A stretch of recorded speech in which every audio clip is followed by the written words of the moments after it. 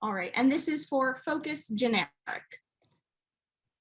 What was your initial reaction when Edgar Wright approached you about making a documentary focused on your lives and career? Was there a specific aspect of Edgar's pitch that made you want to get on board or most attracted you to the project?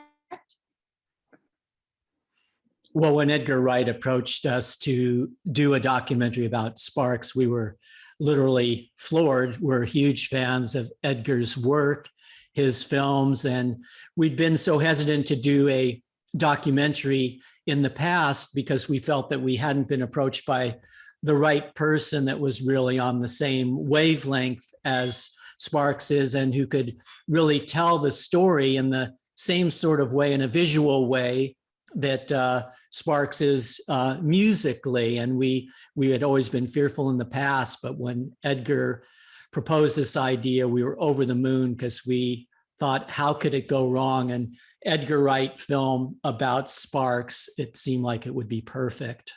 And the one final thing that really convinced us for sure was the fact that Edgar was going to treat all of our periods in an equal way, that he wasn't going to kind of focus on some mythical golden age from the past, but his feeling was that what we're doing now is as essential as what we've ever done before. And when he mentioned that, we said yes very enthusiastically. Where do we sign?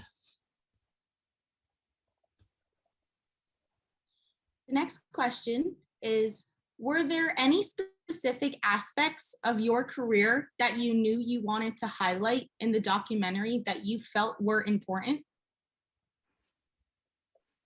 What we were happy with Edgar's approach to the documentary was that he in fact included every era of Sparks' career. And that was one main concern before setting out to do this, was that it would maybe be focusing on one era or another era that some people might say, oh, that's the golden period, or that's the golden period. But in fact, part of Edgar's thesis was that there are many, many, many golden eras of Sparks throughout our career, and that some of the periods even that were lesser known are maybe equally interesting in their own ways. And so we're really happy that Edgar chose to treat all of the eras of Sparks equally.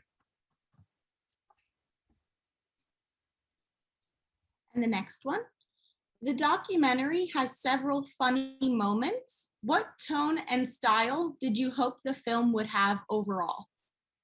Well, the one thing that really pleased us immensely when we finally saw the final cut of the film was that it was an Edgar Wright film. That our concern was that stylistically the film might be toned down from Edgar's usual exuberant way of making films, and to our mind this really seems like it has the stamp of Edgar on it, even though it is his first documentary. So that was, a very pleasant surprise. I mean, we probably shouldn't have been surprised, but we definitely didn't want it to be just a dull gray documentary with people yapping, but to have a real Edgar Wright cinematic flair to it, and it did that in spades.